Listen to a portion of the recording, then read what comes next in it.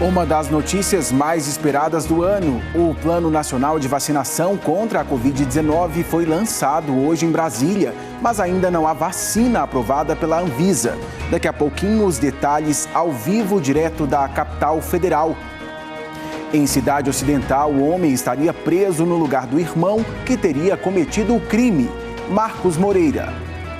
O irmão inocente, Tiago, está preso há mais de um mês. E agora a família tenta conseguir provas para a soltura dele. Todos os detalhes sobre essa história nós vamos trazer ao vivo aqui no Jornal Anhanguera daqui a pouco. Já pensou? Você vai ver também as tentativas bizarras dos traficantes. Tem droga sendo escondida nos lugares mais improváveis. Jonathan Moreira. Tiago, os criminosos querem mesmo dificultar o trabalho da polícia e querem a todo custo continuar vivendo nesse mundo do crime. Daqui a pouquinho eu conto para vocês quais lugares inusitados são esses. É demais, não? Olha, essas e outras notícias você confere agora no seu Jornal Anhanguera.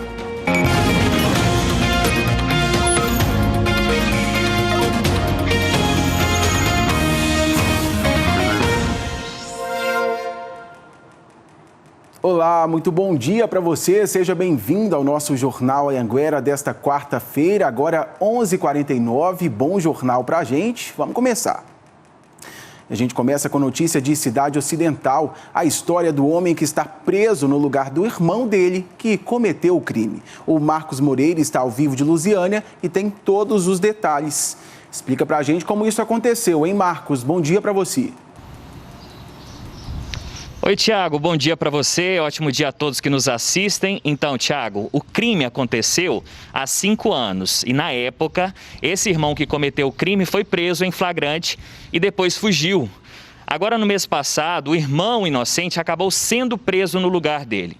Vamos entender melhor essa história na reportagem. Rodou. Oséias Gomes Xavier de Santana é o irmão que está preso. Manuel Gomes Xavier de Santana é o que deveria estar preso. Em 2015, ele participou de uma tentativa de assalto a uma casa em Cidade Ocidental, Goiás, a 40 quilômetros de Brasília. Foi preso em flagrante, mas se apresentou com o nome do irmão. Simplesmente falou que era Oséias e eles acreditaram que ele era Oséias mesmo, não tiraram a digital, não foram atrás para ver se era Oséias ou se não era. Manuel se passou pelo irmão, inclusive na audiência de custódia. Olá, boa tarde, seu Oséias. Boa tarde. O senhor ouviu a leitura que eu realizei, não é isso? Usando o nome do irmão, chegou a ficar preso 9 meses. Aí foi para o regime semiaberto. Já o irmão inocente, que mora em São Paulo e não sabia de nada, veio visitar a família em Brasília. Um dia foi a um julgamento neste fórum, apresentou documentos pessoais e recebeu ordem de prisão. Acharam que ele era o irmão bandido. Já está há mais de um mês preso na Papuda. Ele já perdeu o emprego porque a mulher dele falou que o gerente já manda as contas dele para o contador e a faculdade dele está ficando atrasada, né? O irmão que se passou por ele gravou entrevistas sem se identificar e teve a cara de pau de dizer que não imaginava as consequências de dar o nome do irmão inocente. Se soubesse que era isso, ele não tinha dado o nome dele não, né? É porque não foi ele que fez, né? Foi eu.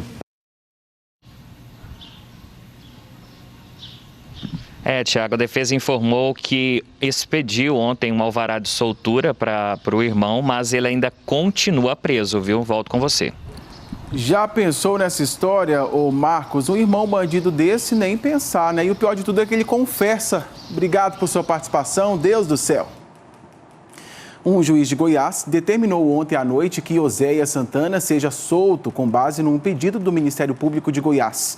Mas o irmão dele, Manuel, ainda não pode ser preso e continua solto. Apesar da denúncia do Ministério Público, o juiz argumentou que restam dúvidas sobre a autoria do crime e pediu que a Polícia Civil da Cidade Ocidental siga com o processo de investigação.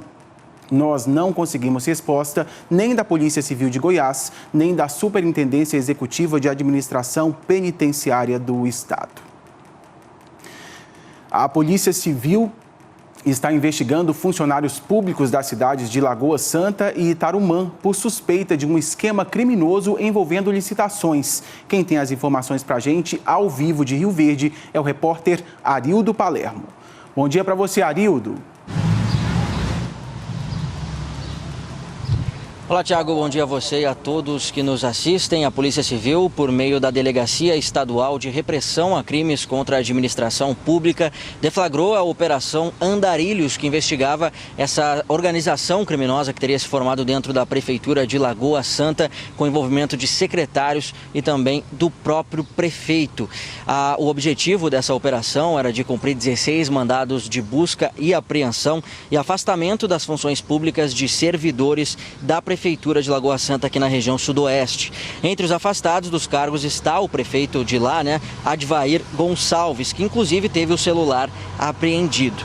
Os mandados foram cumpridos na sede da Prefeitura e nas casas das pessoas citadas, que estão sendo investigadas pela operação. A investigação aponta indícios de que o prefeito e alguns de seus secretários teriam participado de um esquema criminoso que atua há mais de 5 anos com fraudes em licitações e desvio de dinheiro. A decisão de afastamento foi proferida pelo Tribunal de Justiça do Estado de Goiás, que determinou ainda o bloqueio de mais de 5 milhões de reais das contas dos investigados. Esses investigados respondem a inquérito policial pelos crimes de fraude à licitação, associação criminosa e peculato. Durante o cumprimento desses mandados de busca e apreensão, uma dessas pessoas envolvida nessa história toda estava com 2 armas em casa, um revólver e uma espingarda. E por isso esse homem também vai responder por posse irregular de arma de fogo. A gente segue acompanhando aqui os desdobramentos da Operação Andarilhos da Polícia Civil na região sudoeste. Tiago.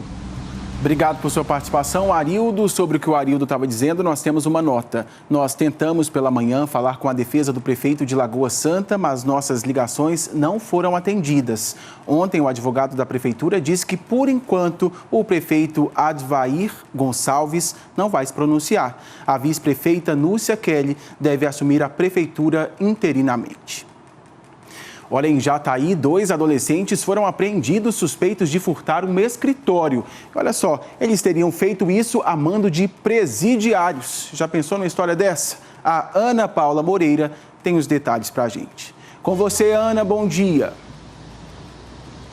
Oi, Tiago, bom dia para você, bom dia a todos. Infelizmente, mais um caso envolvendo menores. Olha, imagens das câmeras de monitoramento mostram o momento em que eles chegam, arrombam a porta do escritório e entram.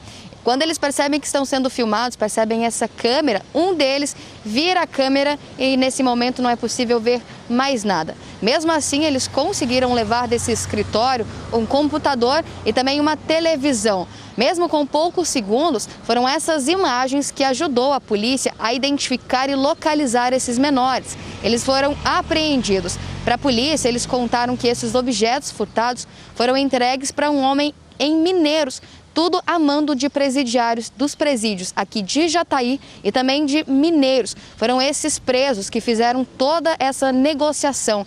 A Polícia Civil diz que continua investigando esse caso e a Diretoria de Administração Penitenciária, Tiago, diz que aguarda uma notificação oficial da Polícia Civil para tentar identificar quem são esses presos e assim tomar todas as providências necessárias. Tiago.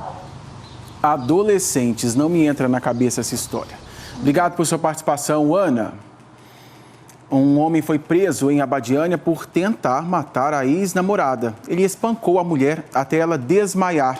O Emerson Ferreira está ao vivo de Anápolis e tem todos os detalhes para a gente. Mais uma história absurda para você contar, hein, amigo? Bom dia. Oi, Tiago, bom dia para você, bom dia para todos. Essa é uma daquelas histórias assim muito tristes e, claro, gera muita revolta, né? A Polícia Civil de Abadiânia ontem cumpriu um mandado de prisão preventiva contra Tony Ramos da Conceição Lira.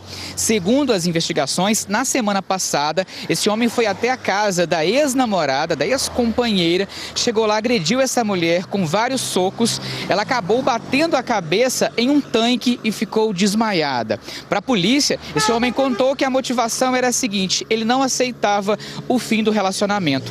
Essa mulher teve fratura no nariz e também na mandíbula e precisou ser hospitalizada. Inclusive, ela foi trazida aqui para o Hospital de Urgências de Anápolis. Depois, felizmente, essa mulher teve alta, ela já está em casa. Segundo a delegada que está à frente desse caso, essa não foi a primeira agressão desse homem contra a ex-companheira. Ele também chegou a fazer disparos contra ela. Felizmente, esses disparos não chegaram a atingir essa mulher. E o absurdo ainda é que esse homem disse a seguinte frase, que se essa mulher não fosse dele, não seria de mais ninguém, Tiago. Uma frase que gera muita revolta. Felizmente, esse homem agora está preso lá em Alexânia. Volto com você. Ninguém é propriedade de ninguém, né? Muitas vezes as mulheres não denunciam por medo, por vergonha, mas é muito pelo contrário, precisa procurar a polícia, né, amigo? Obrigado por sua participação. Em Rio Verde, um homem foi preso por atirar várias vezes no companheiro de sua ex-namorada. O motivo, ele não aceitava o fim do relacionamento. Agora quem chega de Rio Verde com essa história é a Rúbia Oliveira. Mais uma, Rúbia, bom dia. Bom dia, Tiago. Bom dia a todos. Pois é, mais uma, né? Então, esse rapaz levou 2 tiros, né? 2 tiros acertaram nele, no braço e na perna. Por sorte, ele foi socorrido e não morreu. Pois é, e tudo isso aconteceu num bairro que fica na região sudoeste aqui de Rio Verde e foi registrado por câmeras de segurança de um prédio. O rapaz, né, o suspeito de atirar, ele vê a namorada dele, a ex-namorada dele, com um outro homem. Se irrita, vai até a casa dele, pega uma arma, volta e atira várias vezes no carro em que o casal estava. Depois ele sai correndo, até com a arma na mão, monta numa moto e vai embora, foge, né? E fica foragido por alguns dias. A gente tem essas imagens e tem depois ele mandando um áudio para um amigo dele, manda um áudio pelo WhatsApp contando tudo o que aconteceu. Vamos ouvir esse áudio aí. O cara deu sorte que não morreu. Pegou só 3 tiros nele só. Agora eu tô aí tendo que esconder da polícia e foragido e ela...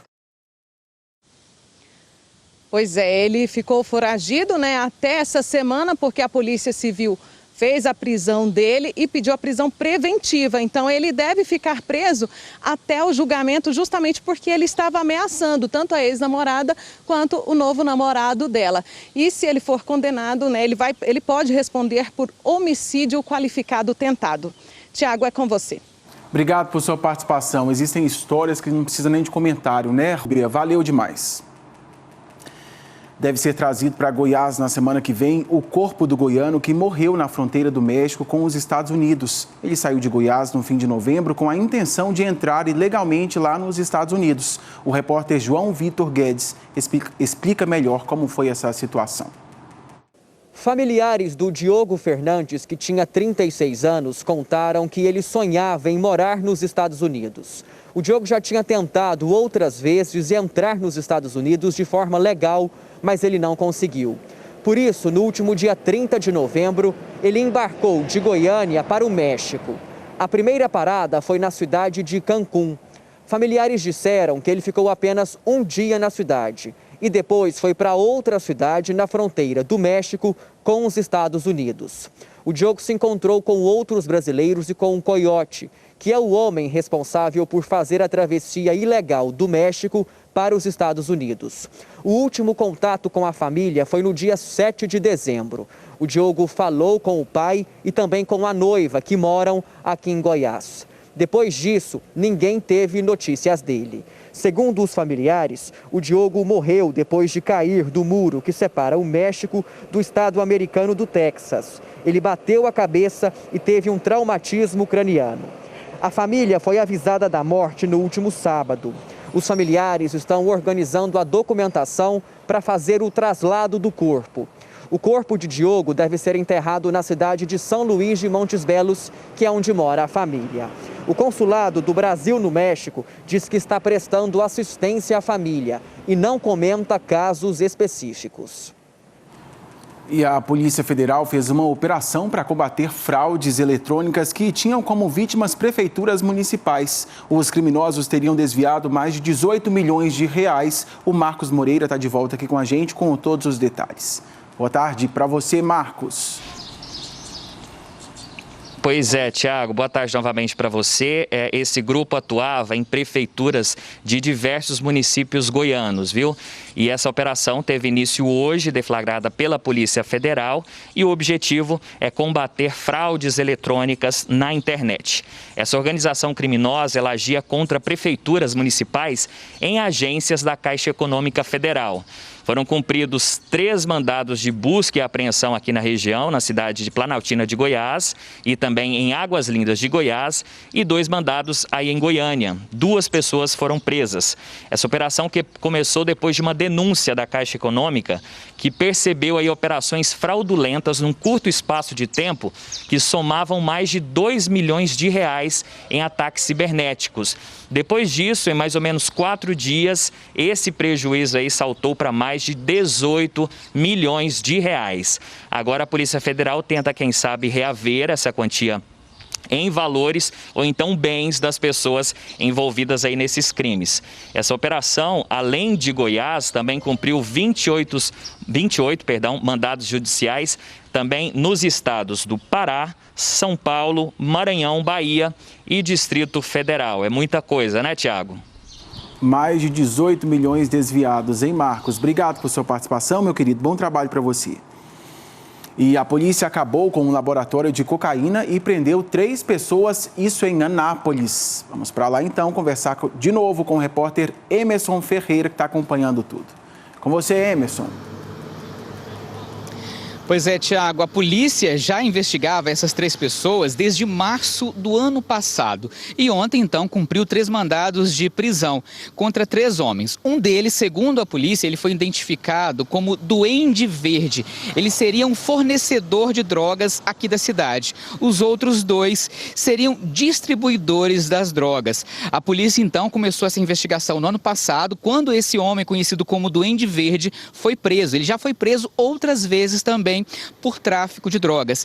Na casa onde ele estava, ontem a polícia localizou um laboratório para refino. No local ali era diluído, fazia o preparo de cocaína. Maconha também foi localizada nesse local. Segundo a polícia, esse homem agia juntamente com outro suspeito que está preso. Esse outro suspeito agia de dentro do presídio. Nós conversamos com o delegado que está à frente desse caso. Ele fala qual é o cenário desse refino de cocaína. Vamos acompanhar. Encontramos insumos ali que são trabalhados ali no sentido de dobrar a quantidade de cocaína que eles adquirem. E a perícia foi solicitada no local, inclusive lá no local foi comprovado que ali era manipulada a droga, porque havia resquício de cocaína realmente no ambiente onde era trabalhado esse refino. Pois é, a polícia aguarda o final desse laudo que vai ser feito daquele todo o material para saber que tipo de droga que estava ali, que tipo de material para diluir a droga que estava sendo utilizado. Então, esse homem conhecido como Duende Verde está preso, ele seria o fornecedor de drogas aqui em Anápolis e os outros 2 são distribuidores. Mas a polícia não descarta mais prisões, essa investigação continua, a polícia espera chegar em mais pessoas envolvidas nesse tráfico de drogas. Tiago, volto com você. O Jonathan falando, o Emerson, na verdade, falando sobre laboratório de cocaína, a polícia falando que ele colocava insumos aí para aumentar essa droga, é isso, o Emerson? Exatamente, Tiago. A gente já sabe que droga faz mal para a saúde, mas essa ainda fazia mais mal porque era diluída. Colocava outro produto químico. A polícia ainda não sabe exatamente que tipo de produto era adicionado. Isso é a perícia que vai dizer. Mas daquela cocaína que era utilizada, pelo menos metade era outro produto que agora a polícia quer saber qual era, o que era utilizado para fazer essa diluição, Tiago. Tá certo. Você me disse, foi denúncia anônima, é isso? Que a polícia descobriu tudo isso, o Emerson? Foi uma investigação, porque esse suspeito, que seria o fornecedor, já havia sido preso meses atrás. Então, a partir daí, a polícia começou a investigar, chegou até ele, a esse local onde havia esse refino, e os outros 2 suspeitos que também estavam agindo aí em parceria com ele. Tá certo, muitíssimo obrigado por sua participação. O Emerson Ferreira falando com a gente sobre esse tráfico de drogas lá na região de Anápolis. Obrigado por sua participação, amigo. Hora de abraço agora aqui no Jornal Anhanguera. Você já mandou o seu? 62985455555. Eu amo abrir o meu WhatsApp. Está chovendo mensagem. Tá aí o número para você que quer pedir abraço. Bom dia, Tiago. Fico feliz da vida de assistir você. Manda para mim, para minha mãe um abraço. Estamos ligadinhos em você. Lena e Maria de Anápolis. Abraço para o pessoal de Anápolis. Wesley John de Tumbiara. Boa tarde, Tiago. Meu nome é Val de Rio Verde. Assisto você Todos os dias mando um abraço para todos os meus familiares de Anápolis. Bom dia, Tiago. Feliz da vida em assistir você. Oi, Tiago. Gosto muito de ouvir você. Não perca um só jornal. Manda um abraço para Santinha, aqui de Goianésia. Abraço para todo mundo. Tem mais. Oi, Tiago. Manda um beijo para a Valéria de Porangatu. Manda um alô para Goianésia, Tiago. Para o Ronanzinho dos Teclados, Marlene, Micael e Roniel. Abraço para todo mundo daí. Tem mais. Boa tarde. Sou a Jossane de Anápolis. Manda um abraço para Valdelice, José Vicente e Adevail. Beijos, abraço para todo mundo daí.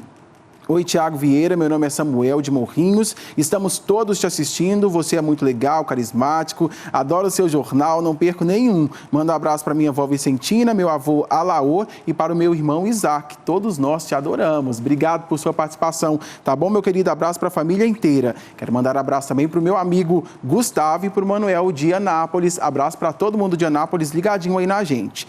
Boa tarde, Tiago, sou Juliana de Rio Verde. Abraço para todo mundo. Vamos, enfim, seguir com o jornal. Então, deixa eu te contar agora que produtores rurais de Jataí e de Orizona participaram de reuniões com representantes da Enel. Vamos assistir a reportagem. Nessa fazenda de produção de leite em Jataí, as constantes quedas de energia já renderam prejuízos para o produtor. Os equipamentos hoje são tudo eletrônico.